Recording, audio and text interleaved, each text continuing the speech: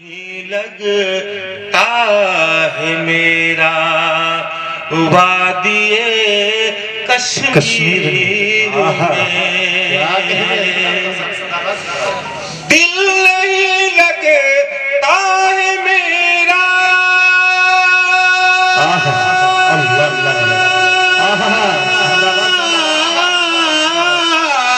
وادی کشمیر میں، لکھ دے طیبہ کا سفر یا رب میری تقدیر میں، لکھ دے طیبہ کا سفر میری تقدیر میں، یا رب میری تقدیر میں، پر اگر ہوتے تو پھر پر اگر ہوتے اڑ کر پہنچ جاتا، مگر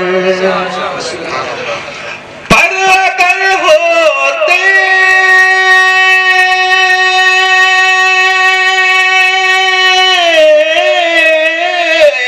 تو پھر اڑ کر پہنچ جاتا، مگر باندھ رکھا ہے غریبی نے مجھے زنجیر میں،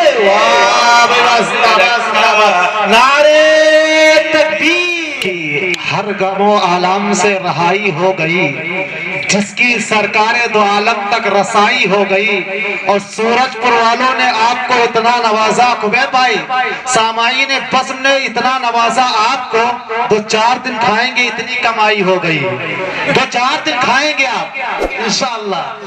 یہ میں نے صرف اس لیے پڑھے کہ آپ کے چہروں کے وہ مسکراہٹیں لگا، یہ ہماری محبت نہیں، محبت جانتے کس کی ہے کہ ہیں صحابہ کے طرفدار سورج پور والے، سورج پور والے نا، ابھی خبیب بھائی سورج پور والوں کا نام لگا کہ خوب لوٹ رہے تھے، ادھر سے کہیں آ رہے کہیں ادھر سے ATM لگا ہے، نہ جانے اللہ تعالیٰ آپ کے گاؤں کے اندر کدھر کدھر ATM، مجھ کو ابھی تک یہی اندازہ نہیں ہوا۔ خیر یہ آپ لوگوں کی محبتیں ہیں، ابھی سورج پور والوں کے نام سے لوگ پڑھ رہے تھے ماشاءاللہ، یہ دیکھو ادھر بیٹھے تھے ماشاءاللہ، یہ ہمارے چچا کے چہرے پہ مسکان آ گئی، وہ ان کو کچھ نہیں دے سکتا، بس اتنا کہوں گا کہ وہی عروج وہی آن بان ہو جائے، خدا کرے چچا پھر سے جوان ہو جائے۔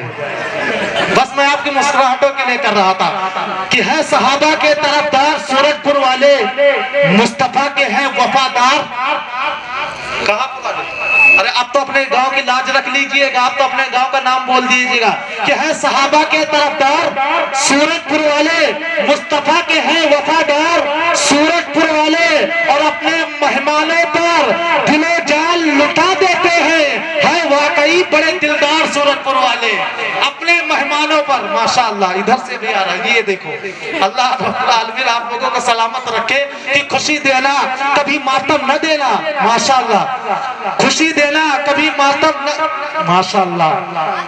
آج شب برات میں آپ لوگوں کے ایک دعا دے کے جا رہا ہوں، اور میں کس وقت کون سی دعا دے دوں مجھے خود نہیں معلوم ہے، کہ خوشی دینا کبھی ماتم نہ دینا، خدایا ان کو کوئی کم نہ دینا، اور مسرت شادمانے مسکراہٹ انہیں زیادہ ہی دینا کم نہ دینا۔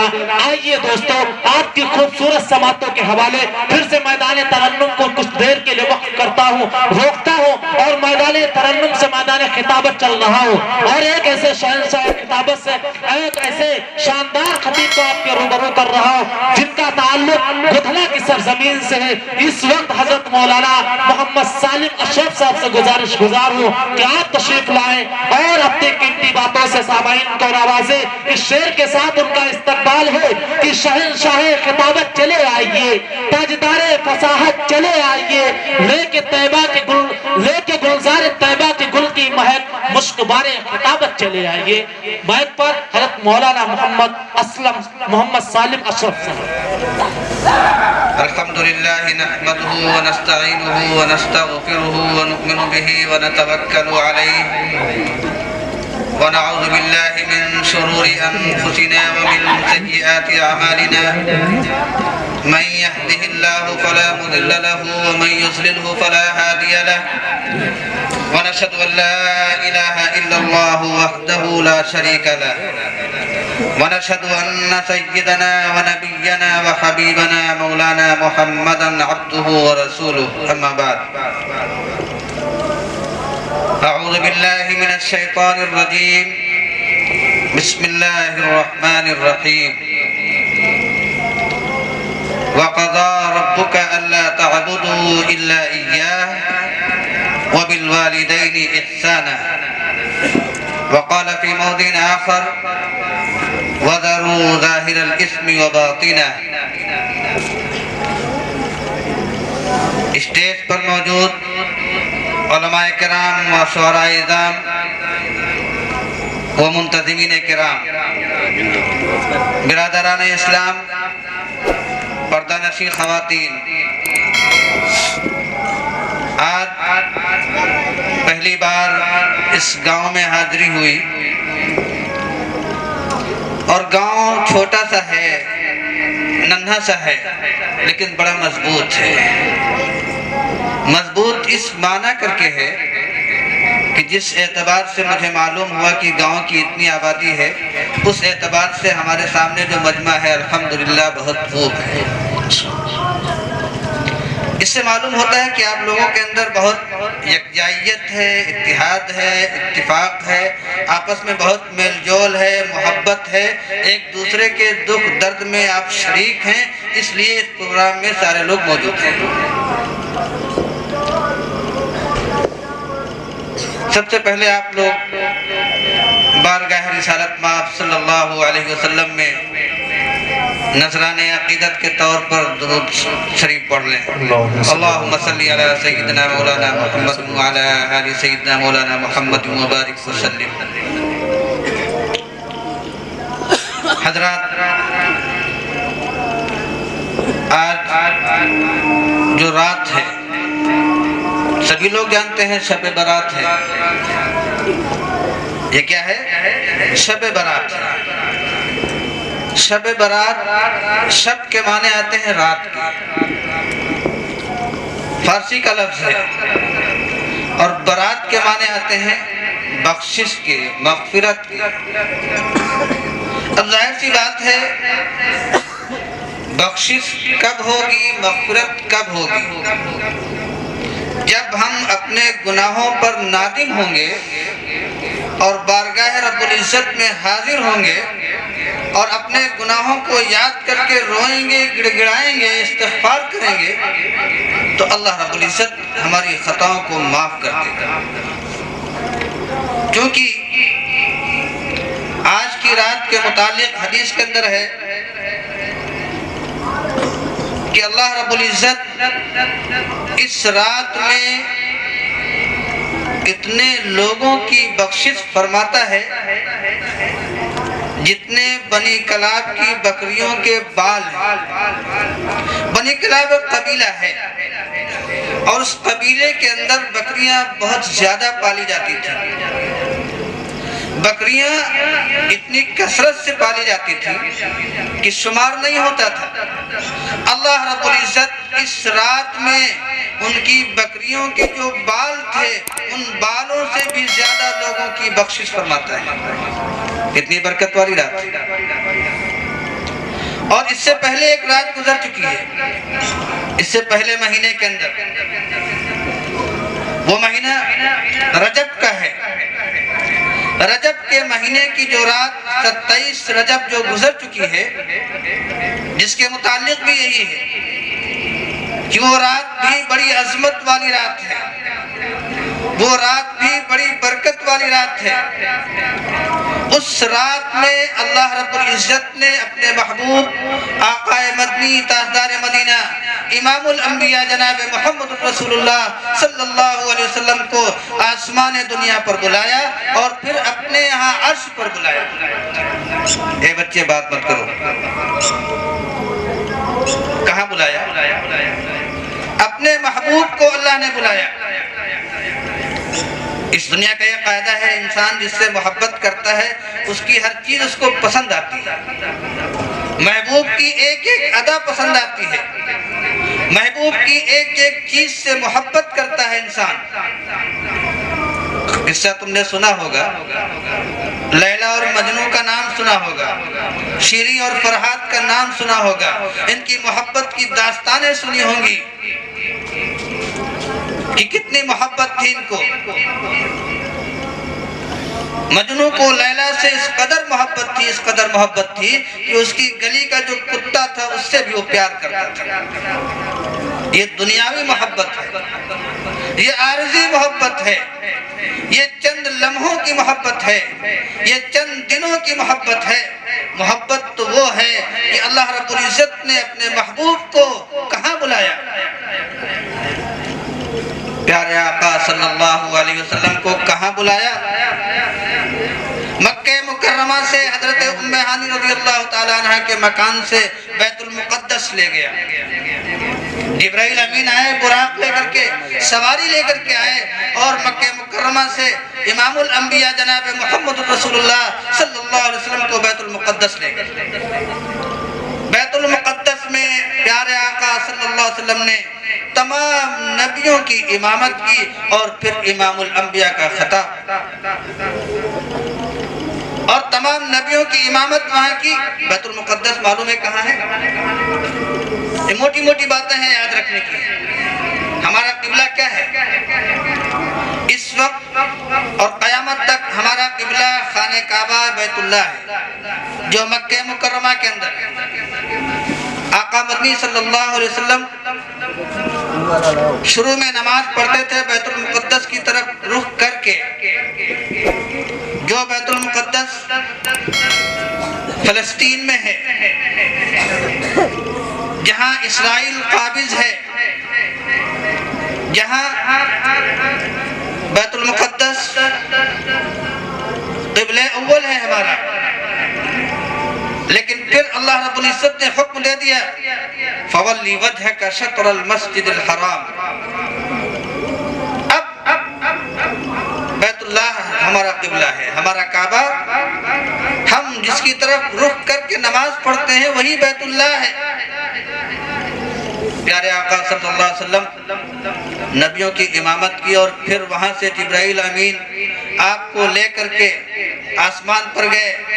پہلے آسمان پر گئے، دوسرے آسمان پر گئے، اور ہر آسمان پر بہت مختصراً یہ عرض کرنا ہے کہ ہر آسمان پر نبیوں سے ملاقات کی، اور پھر آخری آسمان پر گئے، ساتویں آسمان پر گئے، اور اس سے آگے بڑھے سدرۃ المنتہا پہنچے۔ حضرت جبرائیل علیہ السلام جو اللہ کے مقرر فرشتوں میں سے ایک فرشتے ہیں، جن کا کام کیا تھا؟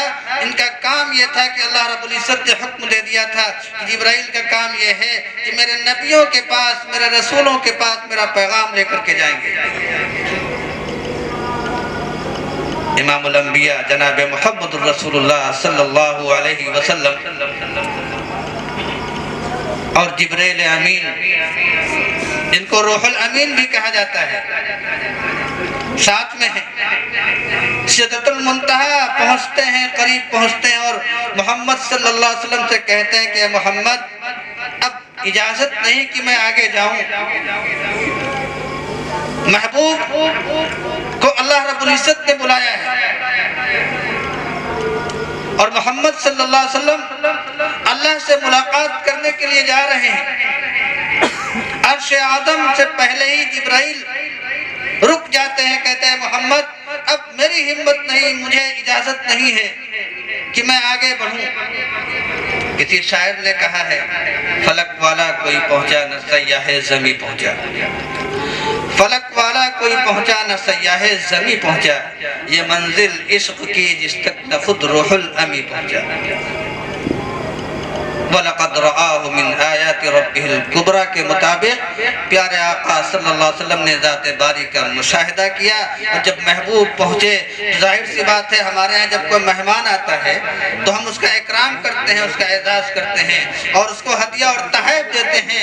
پیارے آقا صلی اللہ علیہ وسلم اللہ کے دربار میں پہنچے ہیں، اللہ رب العزت نے ہدیے کے طور پر ان کو جو چیز دی ہے وہ چیز بڑی قابل رشک ہے، وہ چیز ہماری کامیابی کی ضمانت ہے، وہی چیز ہماری کامیابی کا ضامن ہے، وہی چیز ایسی ہے جو ہماری زندگی کی سب سے انمول اور سب سے انوکھی چیز ہے۔ کون سی چیز تھی؟ نماز۔ نماز کا تحفہ کہاں ملا ہے؟ اللہ رب العزت نے عرش پر بلا کر کے اپنے حبیب کو نماز کا تحفہ دیا ہے۔ اور نماز ایک وقت کی نہیں، 50 وقت کی۔ کیا وقت کی؟ 50 وقت کی۔ لیکن جب وہ نماز لے کر کے آئے تو ملاقات ہو گئی حضرت نوح علیہ السلام سے۔ کہنے لگے کیا ملا تحفے میں؟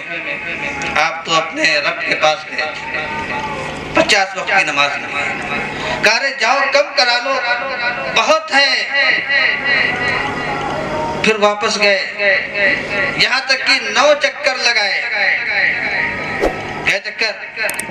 ہر چکر میں، ہر مرتبے میں اللہ نے 5 وقت کی نماز معاف کی، رہ گئی 5 وقت کی۔ 45 وقت کی نماز معاف کر دی۔ اب یہ کہہ رہے ہیں محمد جاؤ اور کم کرا لو۔ پیارے آقا کہہ رہے ہیں کہ اب تو مجھے شرم آتی ہے جاتے ہوئے، اب تو مجھے شرم آتی جاتے ہوئے۔ 5 وقت کی نماز ہر مومن مرد عورت کے اوپر فرض ہے۔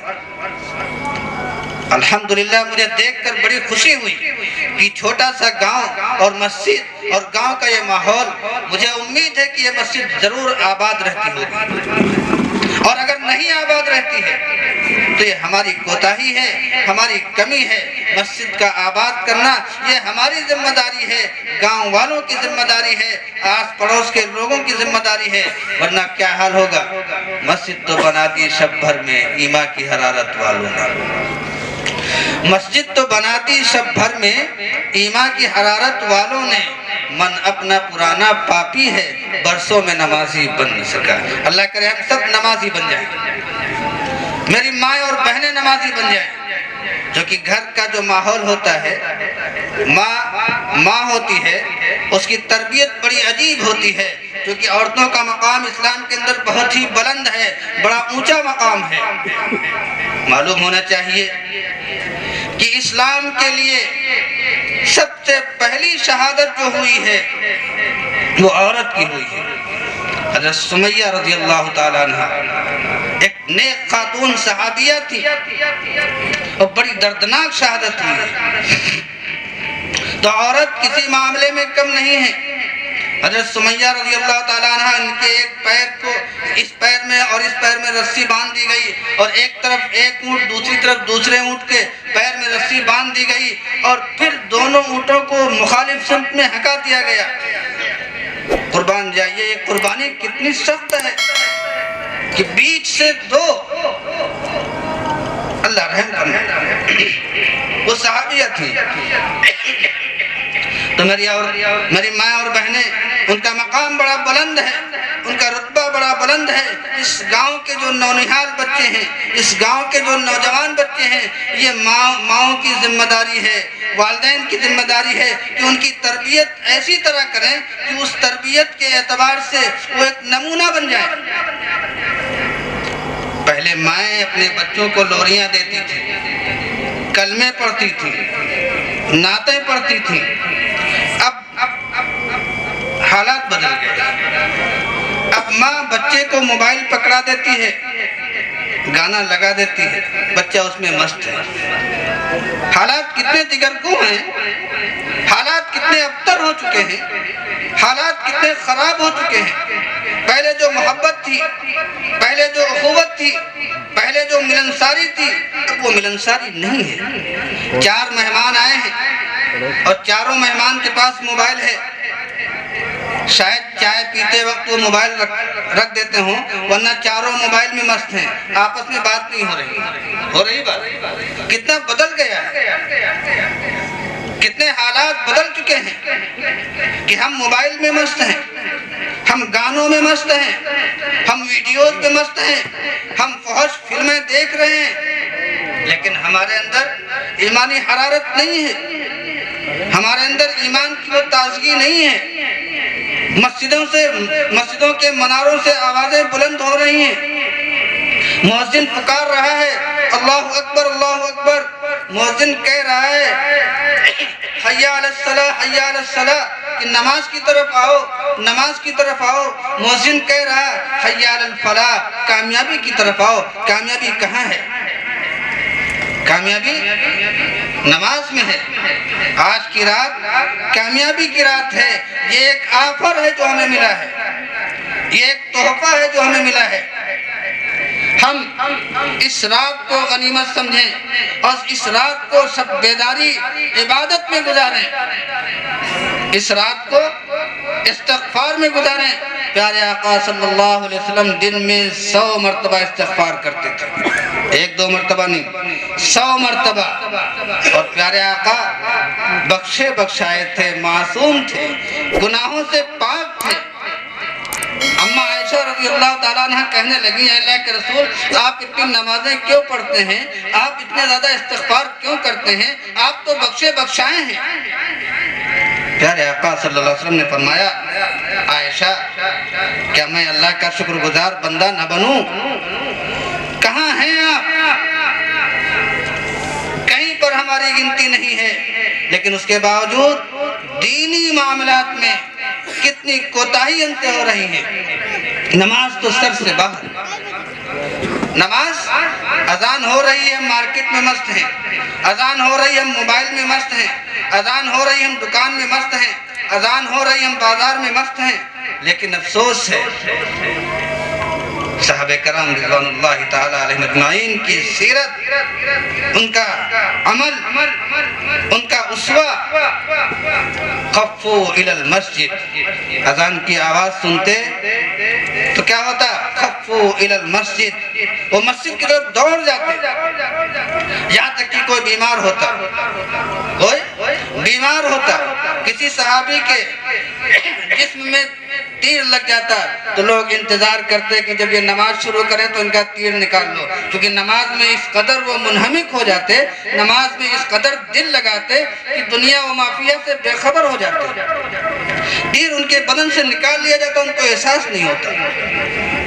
ایسی تربیت پیارے آقا صلی اللہ علیہ وسلم نے کی تھی، اسی تربیت کے نتیجے میں اللہ رب العزت نے ان کو رضی اللہ عنہم ورضوا عنہ کا خطاب عطا کیا۔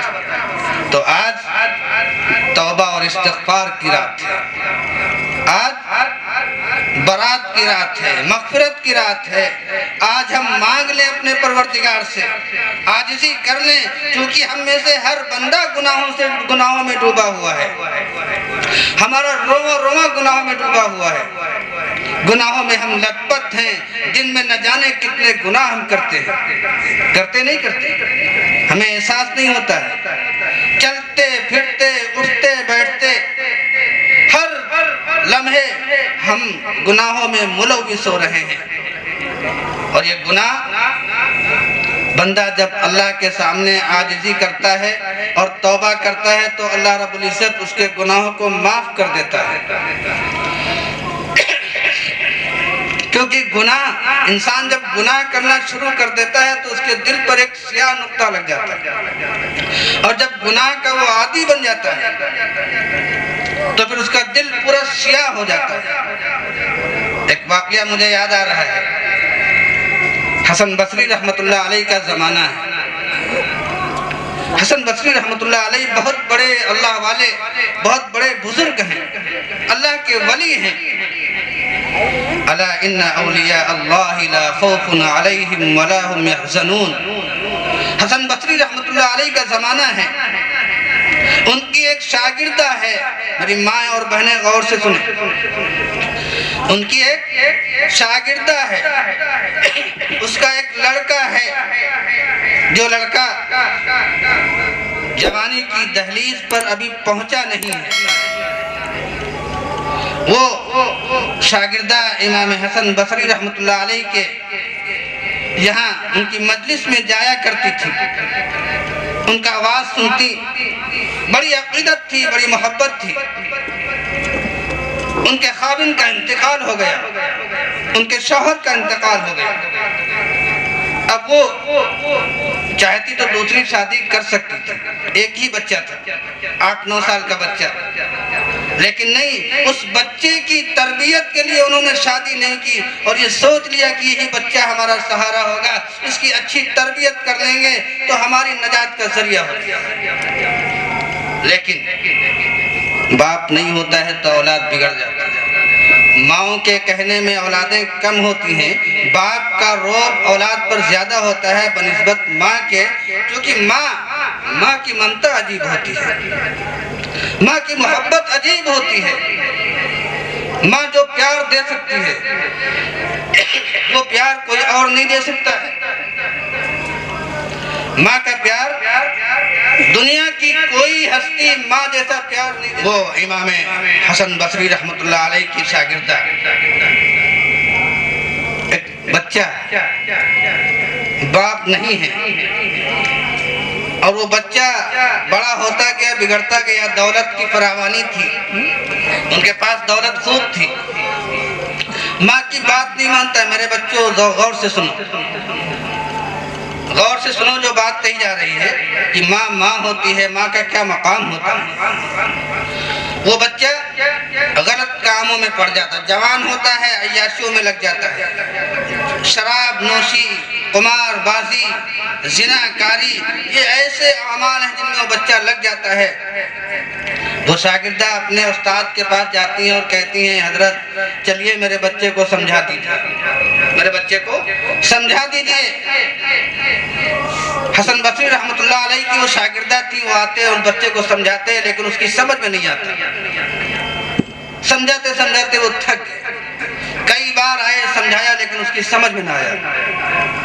شراب کی لت کی وجہ سے اس کے جسم کے اندر تمام قسم کے عارضہ پیدا ہو گئے، بیماریاں پیدا ہو گئی، اس کا جسم کمزور ہو گیا، وہ بستر پر پڑ گیا۔ شراب نے اس کو بستر پر ڈال دیا، شراب اور زناکاری نے، عیاشی نے۔ اب اس کی ماں بہت پریشان اپنے بیٹے کو سمجھاتی ہے، بیٹا مان جا، بیٹا مان جا، یہ برے کام چھوڑ دے، بیٹا برے کام چھوڑ دے۔ ماں ہوتی ہے، ماں کتنا پیار اپنے بچے کو دیتی ہے وہ ماں سمجھ سکتی ہے، باپ بھی نہیں سمجھ سکتا ہے۔ اسی لیے اللہ رب العزت کے رسول جناب محمد رسول اللہ صلی اللہ علیہ وسلم نے فرمایا الجنت تحت اقدام الامہات، جنت ماؤں کے قدموں کے نیچے ہے۔ امام شافعی رحمۃ اللہ علیہ بڑے امام ہیں، وہ جب اپنی ماں کے پاس پہنچتے اور چارپائی پر بیٹھتے تو اپنی ماں کے قدم کو، تلوے کو چومتے۔ امام شافعی بہت بڑے امام ہیں، اپنی ماں کے تلوے چومتے۔ ماں کہتی بیٹا تم اتنے بڑے امام ہو، تم میرے تلوے کیوں چوم رہے ہو؟ تو کہتے ہیں ماں میں اپنی جنت چوم رہا ہوں۔ تو وہ لڑکا بگڑ گیا، عیاشیوں میں مست ہو گیا، بستر پر پڑ گیا۔ اور پھر حسن بصری تھک گئے سمجھاتے سمجھاتے، اس کی ماں تھک گئی سمجھاتے سمجھاتے، آخر میں یہ ہوا کہ وہ بالکل آخری وقت میں پہنچ گیا، آخری وقت میں چلنے کی بھی طاقت نہیں رہی، اٹھنے کی بھی طاقت نہیں رہی۔ ماں نے کہا بیٹا اب بھی وقت ہے، مان جاؤ، لیکن وہ بیٹا نہیں مان رہا۔ جب ایک دم آخری وقت آیا تو اس بیٹے نے کہا ماں آپ چلے جائیے حسن بصری کے پاس اور ان سے کہہ دیجئے آ کر کے مجھے توبہ کرا، میں توبہ کرنا چاہتا ہوں۔ وہ ماں جو بچے سے پیار کرتی ہے، بچے سے محبت کرتی ہے، اپنے بچے کے لیے حسن بصری رحمۃ اللہ علیہ کے پاس جاتی ہے، دروازہ کھٹکھٹاتی ہے، حسن بصری کہتے ہیں کون ہے؟ وہ اندر جاتی ہے، کہتی ہے حضرت میرے بچے کو چل کر کے سمجھا دیجئے، توبہ کرا دیجئے، آج مغفرت کی رات ہے، توبے کی رات ہے، توبہ کرا دیجئے۔ حسن بصری کہتے ہیں نہیں میں تو جانے کو نہیں، میں نہیں جاؤں گا، میں نے بہت سمجھایا، اس کا دل پتھر ہو چکا ہے، اب وہ ماننے والا نہیں ہے، جاؤ میں نہیں جاؤں گا۔ کہا حضرت اس نے یہ بھی کہا ہے کہ اماں اگر میں مر جاؤں آپ کے آنے سے پہلے تو حسن بصری سے کہنا کہ میرے جنازے کی نماز پڑھا دینا۔ حسن بصری رحمۃ اللہ علیہ جانے سے انکار کر دیا، نہیں گئے۔ وہ بیچاری شاگردہ تھی، اداس ہو کر کے مغموم سی ہو کر کے اٹھی اور اپنے گھر پہنچی، اور بالکل جب گھر پہنچی تو بچے کا آخری وقت تھا۔ بچے نے کہا امی کیوں رو رہی ہو؟ کہا بیٹا ایسی سی بات تیری یہ حالت ہے، اور ادھر امام صاحب نے کہا ہے کہ میں نہیں جاؤں گا اور اس کا جنازہ بھی نہیں پڑھاؤں گا۔ بچے نے کہا امی میری ایک وصیت سن لیجیے، وہ بچہ جو شراب و کباب میں پلا تھا، وہ بچہ جو عیاشیوں میں مست تھا، آج وہ بچہ کہہ رہا ہے، وہ لڑکا کہہ رہا ہے، وہ نوجوان کہہ رہا ہے کہ اماں میری ایک وصیت یاد کر لیجئے، اگر میرا انتقال ہو جائے تو میری گردن میں اپنے روپٹے سے میری گردن کو باندھ کر کے اس آنگن میں گھسیٹنا اور پھر اسی آنگن میں دفن کر دینا، عام مسلمانوں کے قبرستان میں مت دفن کرنا۔ ماں کہنے لگی بیٹا ایسا کیوں ہے؟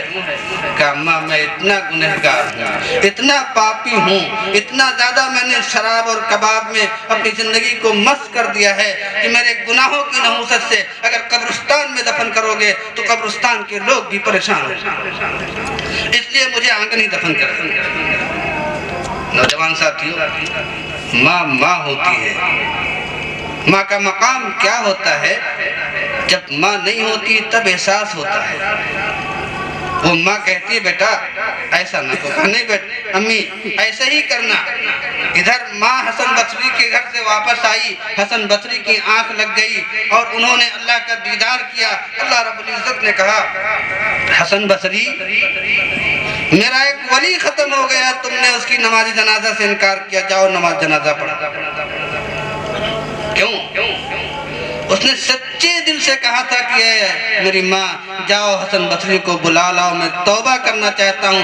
اللہ نے اس کی توبہ قبول کر لی، اللہ نے اس کی توبہ قبول کر لی۔ اللہ کتنا بڑا غفور رحیم ہے، اللہ تو غفار ہے، اللہ ہم سب کے خطاؤں کو معاف کرنے والا ہے۔ اللہ تو دیکھ رہا ہے، اللہ تو چاہ رہا ہے کہ بندے آئیں اور مغفرت چاہیں اور ہم ان کی مغفرت کر دیں۔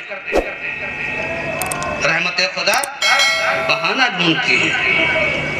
تو میرے عزیزو، نوجوان ساتھیوں، اپنی ماؤں کی، اپنے والدین کی قدر کرو۔ ماں کا کیا مقام ہے کہ اللہ رب العزت نے، اور توبہ کا کیا مقام ہے کہ اللہ رب العزت نے اس بندے کی، اس لڑکے کی توبہ کو قبول کر لیا اور حسن بصری سے کہا کہ جاؤ نماز جنازہ پڑھو۔ یہ ہے توبہ، لیکن ضروری ہے کہ توبہ بالکل پکے ارادے کے ساتھ کریں۔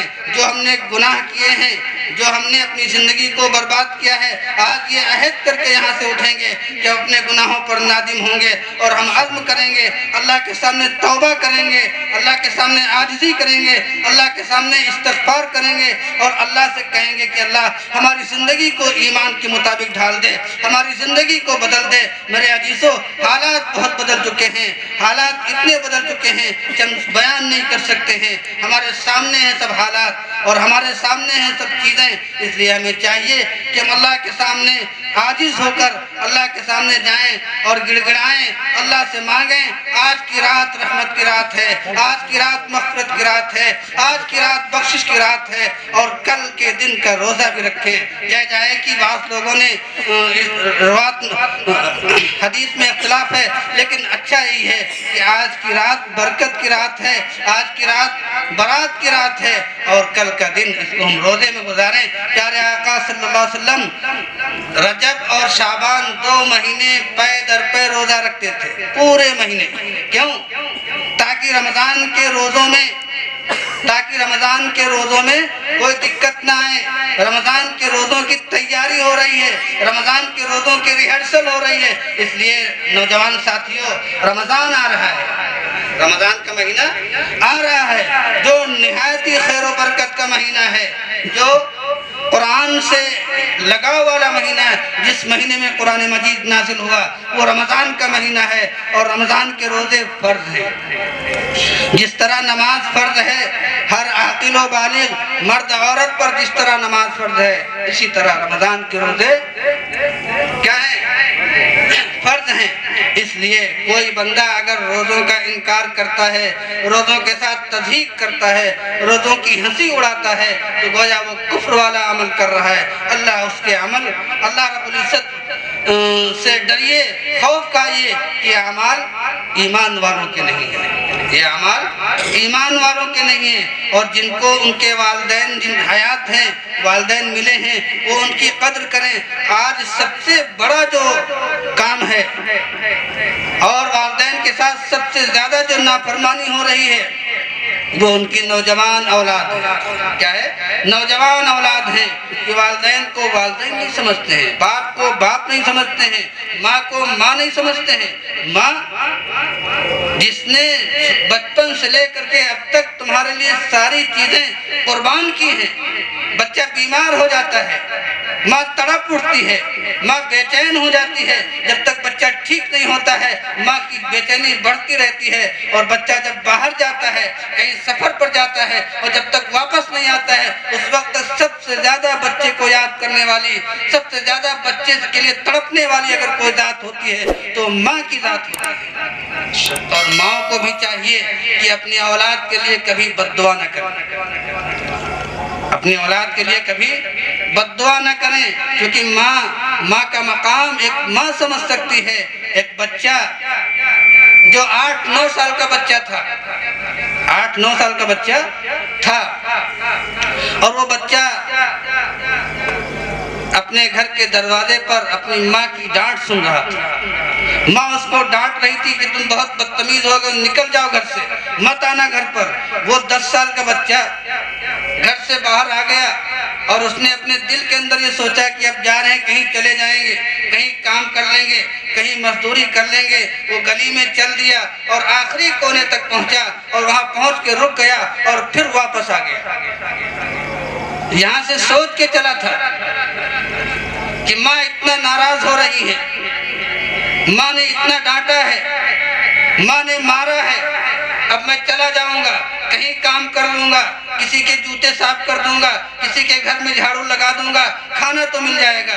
اور وہاں گلی پر رک گیا، اور رک کر کے سوچ کر کے پھر واپس آیا، کہنے لگا سب کچھ تو مل سکتا ہے، سب کچھ تو مل سکتا ہے، لیکن جو پیار ماں دے سکتی ہے، جو محبت ماں دے سکتی ہے، وہ محبت دنیا میں کہیں نہیں مل سکتی ہے، وہ پیار دنیا میں کہیں نہیں مل سکتا ہے۔